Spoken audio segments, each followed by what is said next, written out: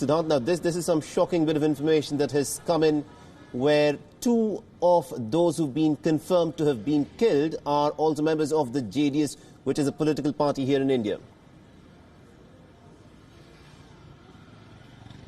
Well, of course, the two names have been tweeted by the Indian mission here in Colombo in Sri Lanka, and of course the rest of them are still missing, 5 at least, which of course the Chief Minister has spoken in his tweet. But it seems that the situation and the number of casualties could go high. It's already at 290, including 5 Indians.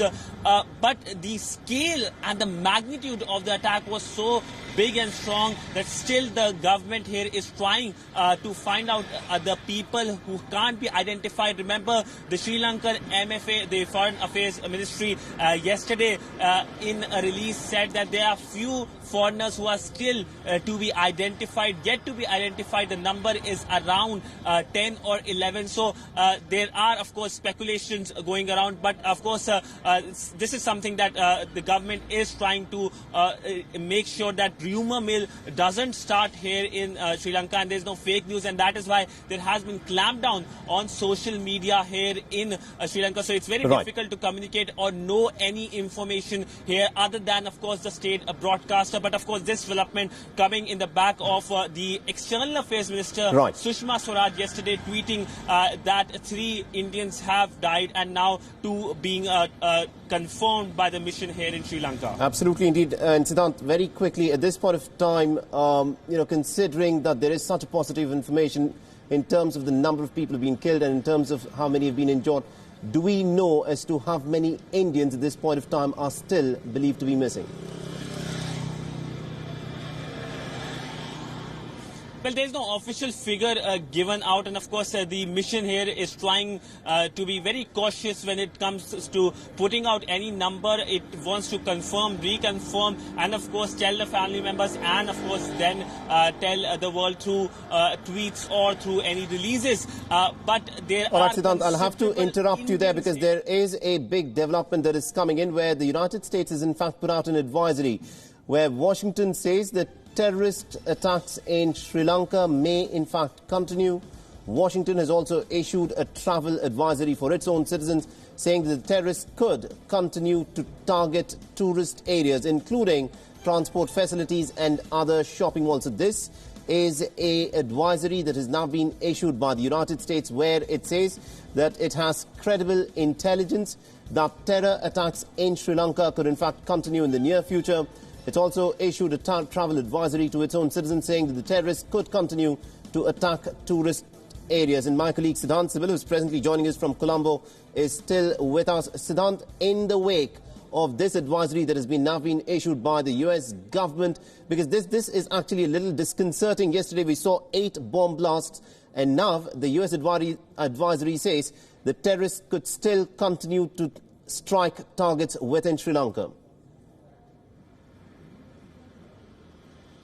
Well, in fact, Mohammed, today morning a bomb was defused near the international airport, and the government is making sure that due caution is given and done to various locations where tourists visit, including at the heart of the city where I am standing next to Shangri-La. There are a number of hotels, and one of the main aim of the terrorist and the terror attack which happened on Sunday was to make sure that it targets the touristy area, making sure that the tourist the economy here in Sri Lanka is very much dependent on tourism, and that of course will be impacted in the aftermath of this terror attack. And remember, US has just done this revision of its travel advisory, but the United Kingdom was the first country to immediately revise its travel update when the terror attack took place yesterday at 10 a.m. and the UK government had revised by noon time. So clearly due caution is something that the government world over, and of course the local government here is making sure when it comes to all the measures announced after the terror attack, including clampdown on social media. But there is a lot of security personnel present on the ground here. Right. There is holiday for 2 days so that people don't come out. But this is making the essential commodities here scarce, and it's very difficult to find things here since the fact that the entire country, the city is closed. Absolutely indeed, Siddhant. Do continue to stay on with us. Meanwhile, I'm told that we're also joined by strategic affairs expert Brahma Chalani, who's joining us live from New Delhi. So good morning to you, and thank you very much indeed for joining us on this broadcast here on WION. And let me begin by asking you this. This, in many ways, is unprecedented in terms of what has actually happened in Sri Lanka since yesterday morning. And this latest US advisory which states that more areas could in fact be targeted by terrorists. What do you read into this? Well, there are two things we should remember. First, the bombings in Sri Lanka constitute the worst global terrorist act in decades. The death toll surpassed the Mumbai death toll yesterday, and the death toll is still rising. It's now close to 300. So we do not know what the final death toll will look like. Second, travel advisories at this stage reward terrorists by urging Americans not to travel to Sri Lanka. The Americans are sending the wrong message. Right. Sri Lanka depends heavily on tourism. Tourism is a mainstay of the Sri Lankan economy. Fast-rising tourism receipts help Sri Lanka to counterbalance its huge debt, especially external debt. So to issue travel advisories now is to depress the tourism sector in Sri Lanka and to accentuate Sri Lanka's economic problems, which would mean Sri Lanka would depend even more heavily on a country like China.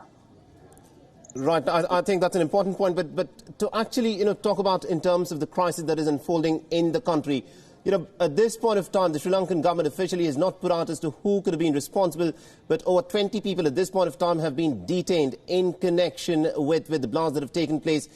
What do you think has changed in the decade since the fall of the LTTE, since 2009, that Sri Lanka has suddenly been rocked with violence of this scale? What has happened in Sri Lanka is a watershed for that small island nation, because the bombers that were involved in yesterday's attacks have been identified. They were all locally based Islamic terrorists. The problem for the government is that they cannot disclose this information publicly because this would lead to anti-Muslim riots. Right. Given the fact that in that country, in recent months, there have already been attacks on Muslim shops and homes. So the government has done something extraordinary, which is not possible in India. For example, it has blocked all social media, it has imposed nationwide curfew, and has withheld the name of the group they believe was behind the terrorist attacks. But let's not forget the main point from what has happened. For a long time, Sri Lanka was battling LTTE violence. Now suddenly it has to deal with Islamist terror. Right. Now this is a major new terrorism challenge for Sri Lanka. I think that's a significant point, but also in the wake of this intelligence report that had been given to the Sri Lankan police on the 11th of April, where it was said that, look, there could be attacks of this nature targeting churches and other places, including the Indian High Commission's office, which was said to be on the target list. Do you think that there has been a clear lapse in terms of following up on that intelligence that had been given to the Sri Lankan police? The fact that there was a foreign intelligence tip-off specifying a specific group and also specifying that prominent churches and the Indian High Commission in Colombo were going to be targeted, and yet those attacks happened. Now that really underscores a major security failure in Sri Lanka. Happened can be seen from the public words of Prime Minister Wickremesinghe. He said that he was not kept in the loop when Sri Lankan authorities issued a nationwide alert on April 11th in response to the foreign intelligence tip-off. So the strained relationship between the President and the Prime Minister in Sri Lanka, which led to a failed constitutional coup in Sri Lanka last year, that strained relationship is still continuing. The president is not keeping the prime minister in the loop, and as a result, the consequences have been very unfortunate. I think that is very true. The internal political turmoil in Sri Lanka has perhaps, many people would look at it that the intelligence tip-off has in fact not been acted upon. But I would also want to talk to you about, some other aspects in terms of how this terror attack has been carried out in the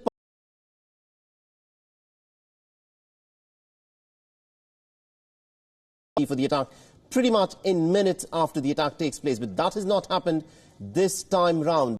Why do you think that could be? Well, it's not always that terror groups claim responsibility. Did any terror group claim responsibility for the 2008 Mumbai attacks? Did any group claim responsibility for the 1993 Mumbai bombings? The fact is that what has happened in Sri Lanka actually parallels not the 2008 Mumbai attacks, but the 1993 Mumbai bombings.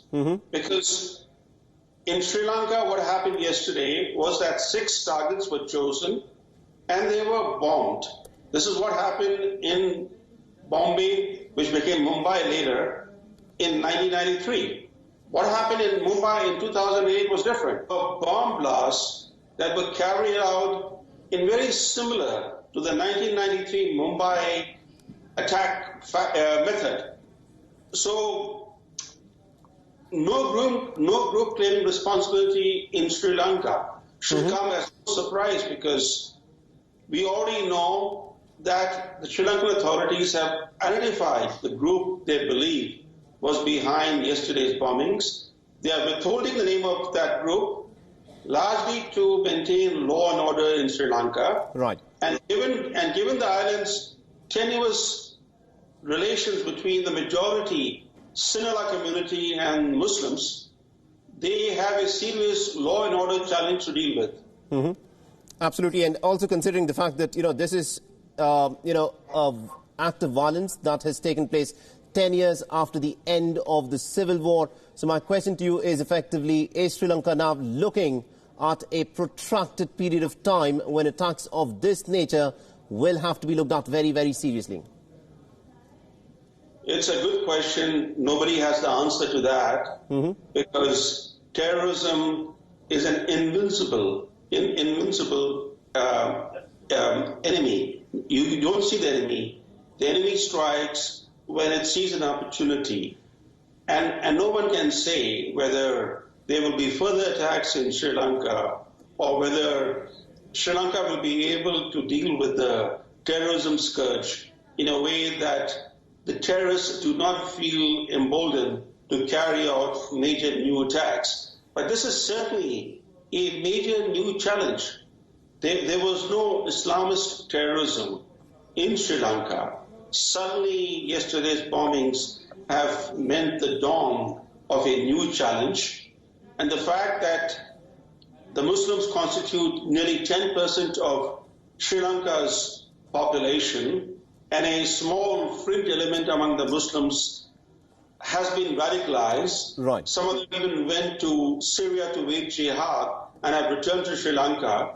All this underscores the fact that even though the group of jihadists is very small in Sri Lanka, they are quite potent and capable of carrying out more attacks.